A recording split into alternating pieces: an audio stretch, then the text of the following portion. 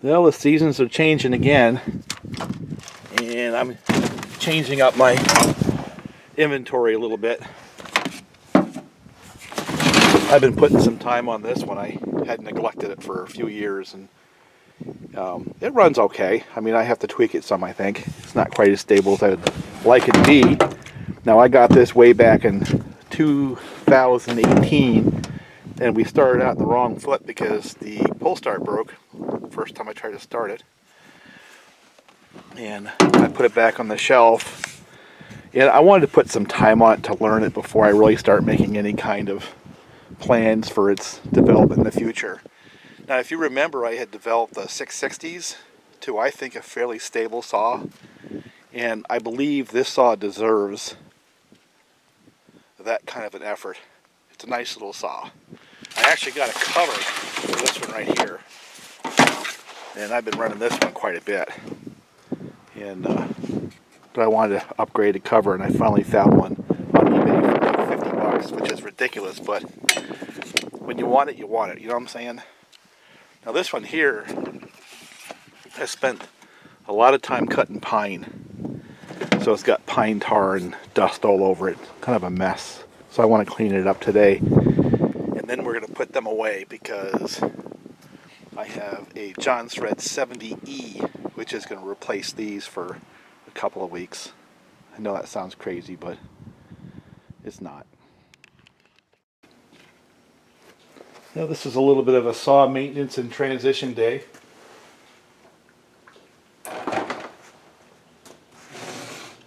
My 2175, which is a 2171 that has the 51.4 372 XPW original edition top end, got the duty bucking up some big pine. I'll throw a little video in for that. So that's one tank of gas right there on that 2175. And Are you talking to me? oh.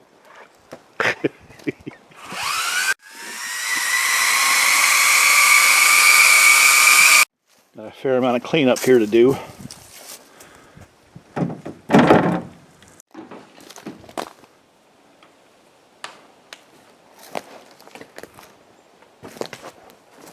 So I need to make a decision on it.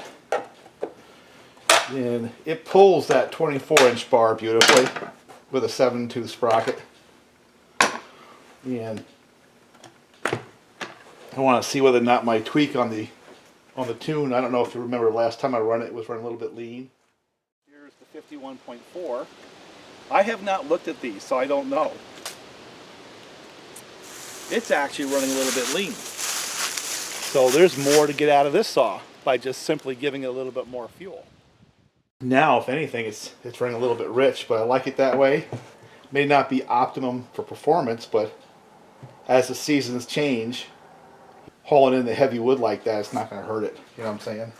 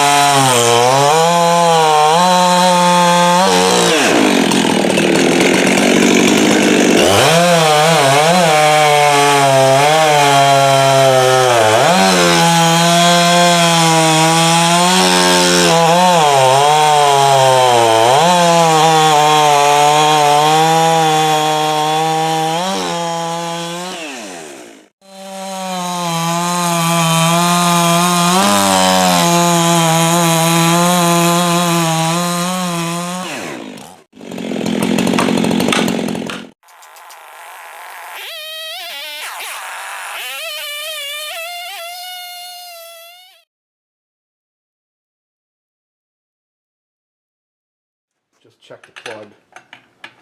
Just make sure that it's running where it should be. And then I'll give it a little bit of compressed air time to get the pine dust on it. And then I think I'm going to leave it assembled. Oh yeah, see, that's quite a bit different than where it was. If you remember last time we pulled that out, it was almost white. So while it's a little bit rich, I think I'm just going to leave it just like that. You know, it's a good, strong saw. I like this saw a lot.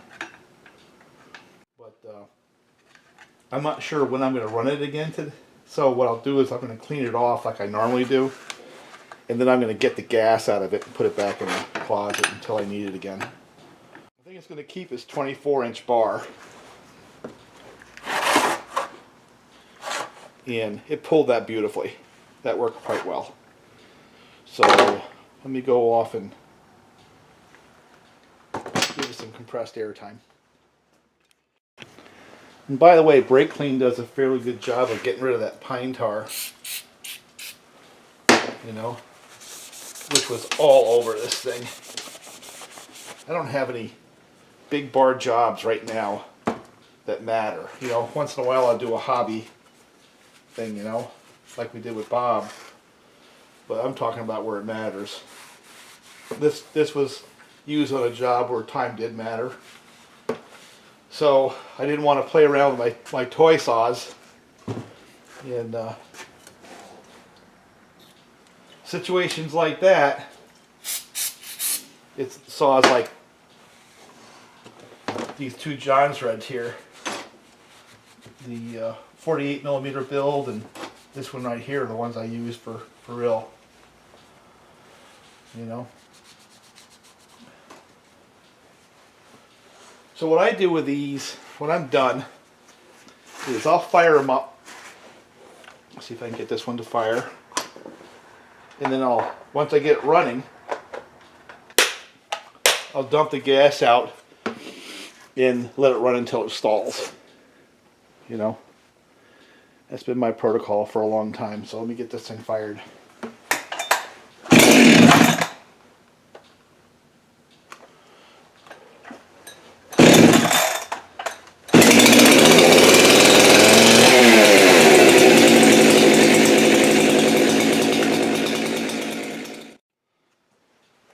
So a couple random thoughts before we move into the next subject matter.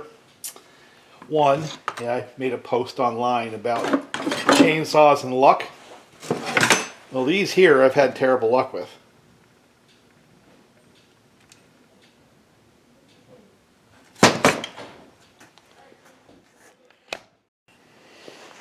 And with Homolites I've had good luck. And what I mean is starting from old raw material and turning into a running saw.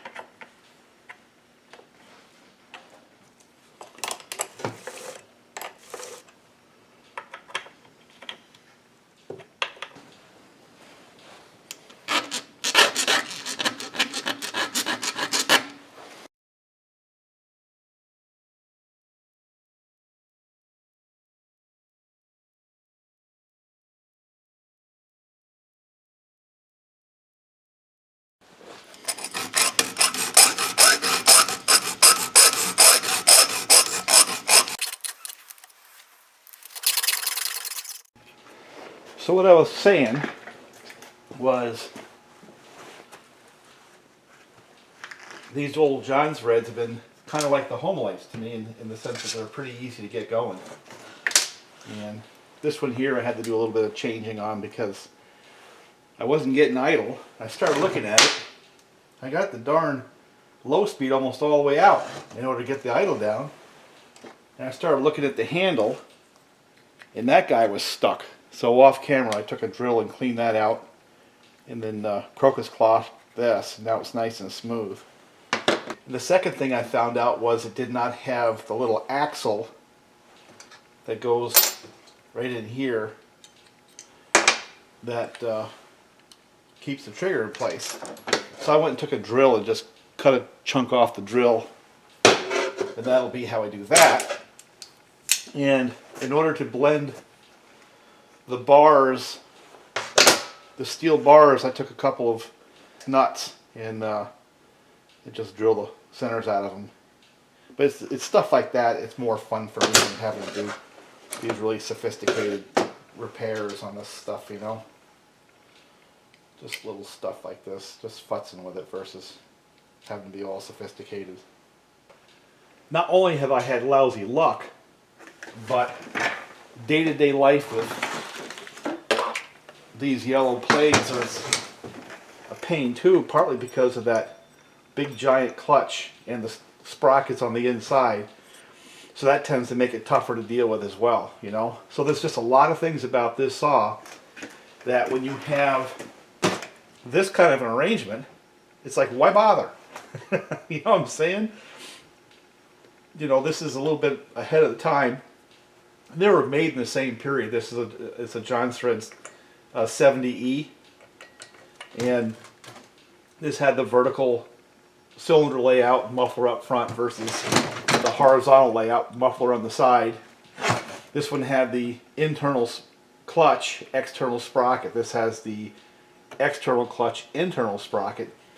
And like I just finished saying, it's a pain trying to do a bar and chain replacement, or just replacing the chain on the McCulloch out in the field. It's just not as easy as when the sprocket's sitting right there, you know.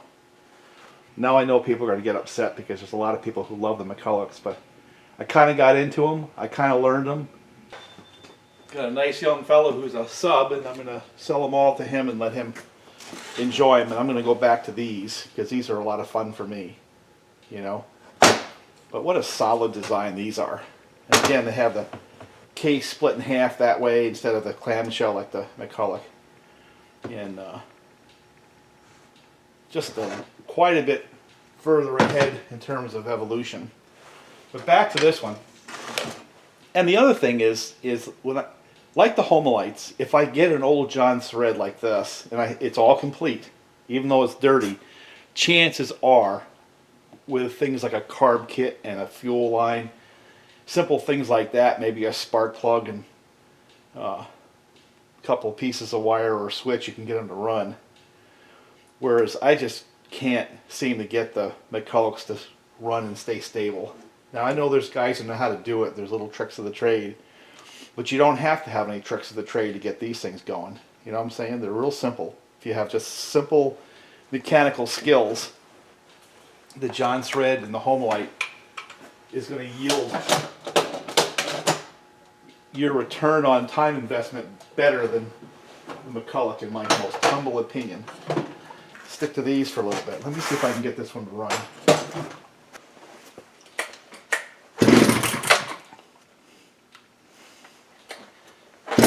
Oh, wow.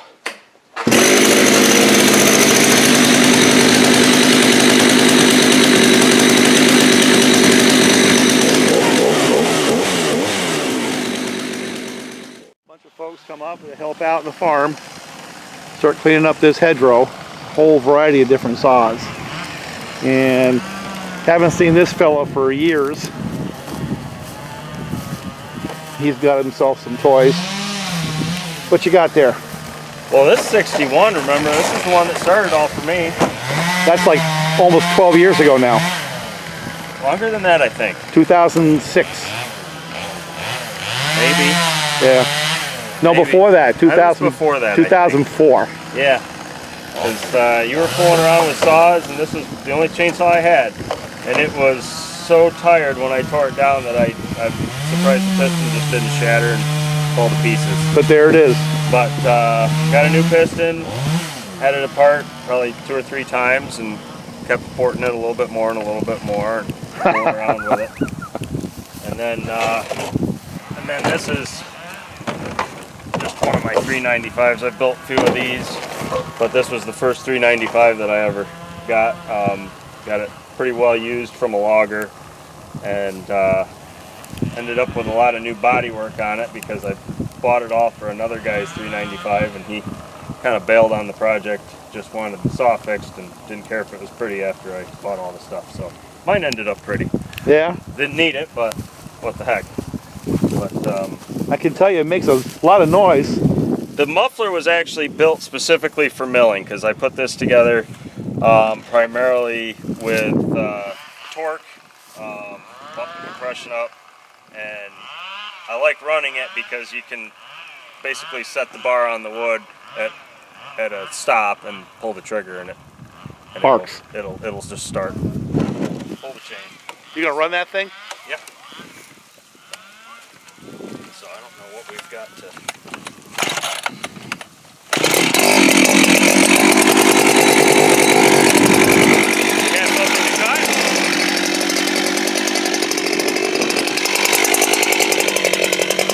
Down there.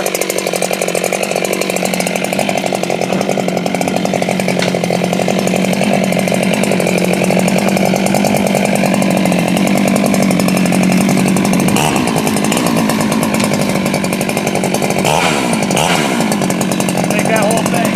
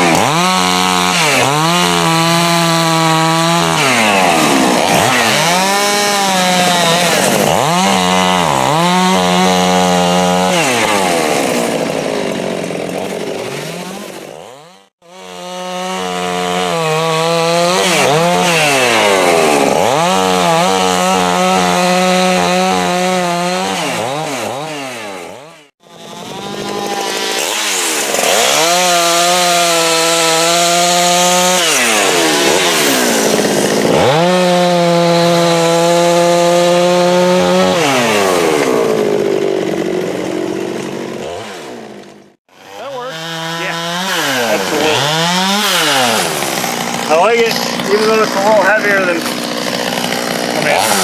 most anything. Definitely does the job.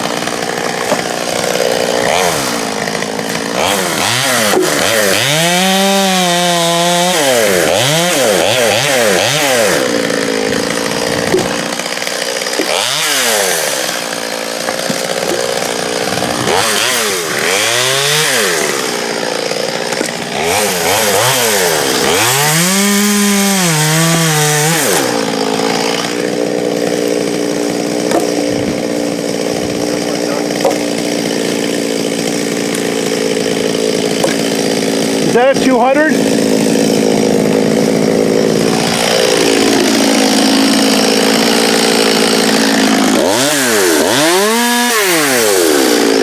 That runs pretty good. It's my used. I just bought this. Yeah? Bought it in the middle of the summer. It's the first time I ever used it. It's got a 14-inch bar on it. The other one's got a 12-inch. It kind of bites off more than it's really comfortable with, but You realize the last time you were up here, you were working on that hedgerow up there. yeah. You had, it was a hot Jonsered. It was a 2260, wasn't it? A brand new one. You had yours. It was all snotted out. Yeah. I didn't find so much rockwood. I probably would have been able to keep up to it. On the brush. Got a heated handle. See it? Yep. Switch for the heated handle. Other one new. I don't doubt it. Yeah, that's why I don't have one. See who else is here. The guy that I bought this from had one. I'm getting a lot of firewood in a hurry.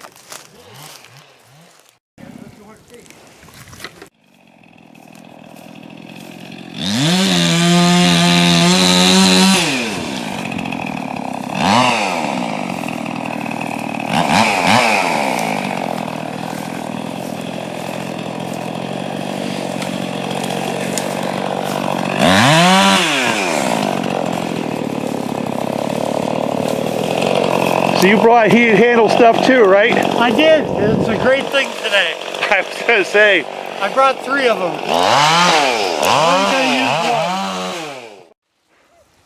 Well, I got a nice neatly stacked pile of wood. Already.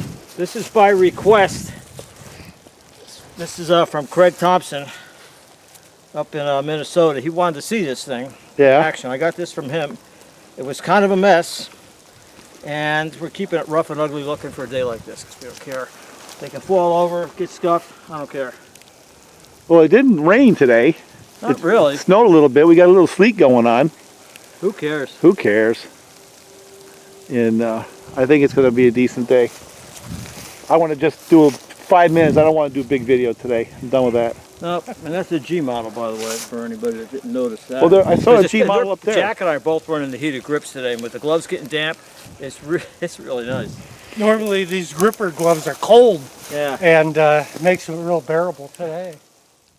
I only have one heated handle saw, and I haven't even put gas in it yet. That's the 572, right? That's it. I'm going to run my old Jonsered. I'm going to bring it right down here and start playing Now, on what this do you stuff. think about that blow down that's split in half? Is that something we want to do today? I'm going to go after it for sure. If you don't want to go Is that after a it. yes? Yeah. All right, let's get going. Yeah. Well, you're going to pull it out with the tractor? No. I'm going to block it all up and come in here with a wagon and just throw the blocks in the wagon. Which way you want to go with it? Out? Well, I was One saying to thing you him do, is you gotta if I can drive through, turn around, if I can make myself a path through, then we could just leave it right where it is, block it up right where it is. Other than that, I got to drag it out. So Well, I mean the one that's still standing. take it down. We got to get this one out of the way first. Yeah, anything you want, take out. I would say that's the modus operandi here. You can't go wrong. None of this stuff is exactly timber, right? It's all going to be firewood someday. It's either going to be firewood or in the way. That's right. So if you can make me a path where I can wind it around there, then we don't have to carry it. We can just drive in there with the wagon and throw the wood on the wagon. You know what I'm saying? Yeah, I'm not seeing too many paths in here. See all those guys up there? They were talking. These guys down here, they've been working. Look at all this. I think what they want to do is they want to build a house here. They're going to clear cut the lot. I settled for a tree stand. Tree stand. You want to sit down in that woods today? You can go right ahead and do it. Let's see what you guys brought for saws. All in the family right here. Father-son operation. Wow, that's a lot of wood in a hurry. So this is what they brought. More saws than any 3 people can run. Holy crow. So who's got the uni saw there? Oh, that's mine. That's got to be yours. That's a vintage mod right there. It is. Very, very cool. Talk about that. All right, so this is just a wedge driver axe I made for myself for fallen trees. I handmade the handle with hickory off my own land. Wow. Just because I think maybe we've all been there where you're at a hardware store, you're trying to find a handle, you get it home, it breaks, they're so dried out and everything, you just don't get the quality anymore. Yeah. So I bought a draw shave one winter because I was bored, and it turned into this. How do you dry that? I stack it up, I saw it off rough with a saw, and I stack it up and I let it dry about 1.5 years No kidding. in the pole barn, yeah. So that's better than kiln drying.